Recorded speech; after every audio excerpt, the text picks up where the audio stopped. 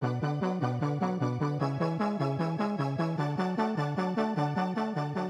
YouTube, Cryptscore11 here. Today I'm going to be talking to you guys about the meta and about basically which decks you can expect to see from here until obviously after Dallas, but because of Dark World winning Long Beach and just because of the decks that kind of made an appearance there, the meta has sort of shifted and we can expect to see different things. So I'm going to break it down into Tier 1 and Tier 2. So I'm just going to I'm going to start with Tier 1 and then I'll discuss all the Tier 2 decks and kind of talk about why each one is good and the good matchups it has and things like that. So anyways, I'm going to switch camera angles down here to the mat. Alright, so here are the cards I picked to represent what is basically known as Tier 1. I think everyone pretty much agrees that these are the three Tier 1 decks at the moment. Okay, so obviously at the very top of Tier 1 we have Dino Rabbit. These are the only cards I have that represent Dino Rabbit, so this will just have to do. But yeah, Logia and Dolka being the main power cards in the deck, and Rabbit just being insanely broken, as I'm sure you all know. It doesn't really need much explanation as to why it's good. The deck just basically speeds into Logia and Dolka and negates everything that you try to do. When playing wind-ups and Inzektors, it's definitely an uphill battle trying to beat Rabbit. You have to play very defensively using cards like Jellin Duo, Spirit Reaper, and Snowman Eater, things like that. Smashing Grounds to an extent, so just stuff like that. So basically, Rabbit is known as the best deck of the format at the moment. Coming in second would be Wind-Ups, my personal favorite. I think this is definitely one of the best decks right now. Just, it has too many combos. If we were to compare it to last format, this would be something similar. It plays kind of close to Plants. It's very rewarding for skilled players, and it takes a lot more. It's obviously a lot more skillful than Dino Rabbit. Rabbit is very linear in its plays. It only just summons Rabbit. You get your two vanillas, either your Kabazools or your Sabersaurus, and then make Dolka or Logia, depending on the matchup. So anyways, Dino Rabbit is very linear, and it's not unskillful. Like, none of the top tier decks are autopilot by any means. Definitely, Dino Rabbit is the less skill intensive deck than Wind Up, and then I'll talk about Inzektor in a second. But anyways, Wind Ups, we all know they can do the hand loop. If they don't open with Avarice, they can discard 3 to 4 cards, depending on how they open. Or, you know, the deck can win just using Zenmaity to swarm the field and make Exceeds. So, I don't know. Wind Up is definitely a good option, and it's cheaper than Dino Rabbit, that's for sure. Alright, and then the very bottom of Tier 1, but moving up, surprisingly, because of Hopper and Zect-Caliber, is Inzektors. Now, Inzektors, basically, you have to commit to the field before Inzektors can make any kinds of plays. And since it was being ruled that Hopper can't be used turn 1 because of game mechanic, because since he can't attack, the effect can't be legally activated, like, you really have to put cards on the board before Inzektor can attempt to do anything. But you all know that you use Dragonfly, Specials, Centipede Searches, and Hopper. I don't even know what this thing does, to be honest. Yeah, I don't even know what it does. I'm not worried about it either. I know that you use Hopper and Zect-Caliber to continuously bring stuff out of your graveyard, but that's basically all I know. I'm not too worried about this matchup, to be honest, even though I probably should learn more about it. So I can't really give you guys a detailed description of why the deck is good. It's really just good because it can, like with Zect-Caliber and Hopper, it can swarm the field and put 8,500 damage on the board in one turn.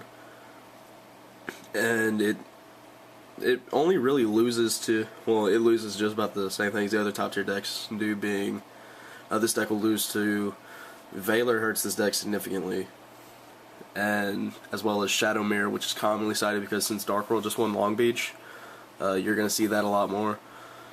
as well as MST on their Hornet equips, and there's Excaliburs, and Skill Drain obviously hurts all of these decks, which is why Joji Orlando, I feel, was able to make top 4, not only because Joe is an amazing player, but because his deck was definitely geared towards beating Rabbit, just because it produced, Barbaros, huge beat stick, Skill Drain.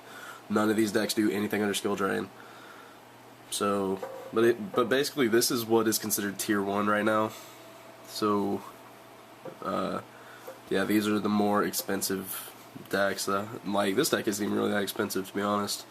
If you wanted to play a cheap tier 1 deck, you could build this for, let's see, $200, a little bit less than that, I'm sure, but something like that. So anyways, I'm gonna go ahead and change this up and move it all to tier 2 stuff, so I'll be right back. Alright, so this is only some of the stuff for tier 2 decks. I don't have all of the cards to represent each deck, but obviously Dark World is at the very, in my opinion, Dark World is at the very top of tier 2. With it has an incredible Rabbit matchup, which is definitely a reason why it's so good. It, as well as a good matchup against the other tier 1 decks because of its ability to play Skill Drain, as well as Grapha's field disruption ability and the hand disruption in general that the deck has. It just makes the deck very, very good. As I said, I feel it's the very top of tier 2 as far as those decks are concerned. So, yeah, pretty much. And with all the different ways you can play the deck, I mean, I've tried multiple versions of the deck, and it's almost always pretty good. The deck that won, in my opinion, was fairly standard, but it was basically just playing Malefic Stardust and a Starlight Road. But besides that, it was a pretty standard Dark World deck, so it just took a really, really good player to do it. Which I personally was very happy that Dark World won such a huge event, even though the event was kind of not very accurate as far as determining what decks are good. Just because so many players and so many tier 2 decks, it wasn't very accurate in showing competitive play, but that's not really what this video is about. So anyways, the next deck is Heroes. Obviously you saw it top 4 YCS Long Beach. I think it's good because of the same reason that Dark World is good to a degree. The deck can obviously play Skill Drain, and because it puts monsters on the board such as Ab-Zero and even Nova Master is larger than Evolzer Logia or Dolka. So just because it can put big beaters and negate, or not negate, but kind of shut down the effects of decks like Rabbit and Wind Up and Inzektor, it's very hard for those.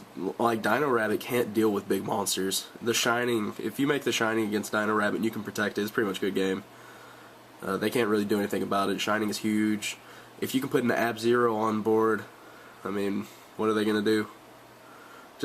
It's just because the decks are so large, like the beaters that the deck produces, and with the easiness of like how easily they can make those beaters, Miracle Fusion and Fusion Gate if you play it. So, and Super Poly, oh my god, the Super Polys. Logia is a fire, so Nova Master is absolutely clutch in the Dino Rabbit matchup, as well as Zenmaity being water, so your Ab-Zero guy over here. And then we don't have the Dark Fusion guy yet, which is really the missing piece to the hero puzzle. I think, I can never say it right, it's Escuridao or something along those lines. His name is Portuguese, is why you can't really say it, or why I can't say it. I was never really good with Latin American names. But enough rambling. Yeah, Heroes is definitely a solid tier 2 pick. I personally am in the process of making Bubble Beat, just because I feel the deck has the ability to take down a lot of tier 1 decks, and I don't know enough about the deck, so by playing it I hope to gain the knowledge of how to like play against the deck, because that's really the best way to learn how to play against the deck, is to play the deck yourself, so you learn the inner workings of it. But basically, I'm building Bubble Beat, so expect that deck profile soon, probably next week, I would say. But anyways, the other tier 2 decks, I would say these are very, very low tier 2 decks. Piper Chaos, or just Mystic Piper in general. I know the deck top 4 in Long Beach, but it's not a tier 1 deck, and it's never going to be a tier 1 deck. It's a solid tier 2 deck, and it's kind of stun, anti-meta-ish. I don't know, it's an odd deck. I'm not a huge fan of it, honestly. I think it's kind of garbage, but then again, it did top 4. But I don't know, it's up to you guys, really. Like, the whole tier system is kind of personal preference anyways. As far as anything below what's tier 1, tier 2, and tier 3 are kind of up for debate. But I won't be discussing tier 3 decks. I don't think there's any tier 3 decks worth mentioning.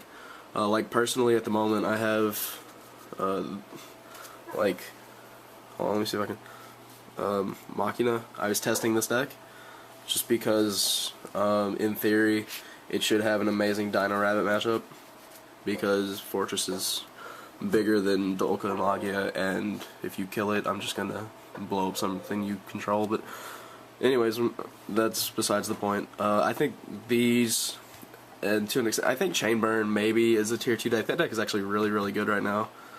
And I definitely didn't accomplish as much in this video as I'd hoped I would. It definitely seemed like a better idea in my head. But at least I hope you guys kind of learned about what decks are going to be meta and what to expect if you're heading to Dallas. From what I'm hearing, Dallas plays a lot of Dino Rabbit. Not Dallas, Texas, I guess, is the big Dino Rabbit state. So definitely expect that. And you can also expect these 2 decks to pick up and play because of their performance at Long Beach, because they're relatively cheap to build, with Zero being a super, and the Shining being like a $3 secret now, $3 or $4, and the rest of the deck being commons. You can definitely expect to see more hero decks. I personally have like the lowest rarity Bubble Beat stuff ever. Dark World, on the other hand, is kind of my baby, so I have like ultimate first eds of everything, but that's a different story. I might test this deck for Dallas or Arlington, wherever it's being held. So yeah, but anyways, this is kind of to give you guys a good idea of the meta. If you have any questions or anything, feel free to comment or PM me or anything like that. But until next time, I'll see you guys.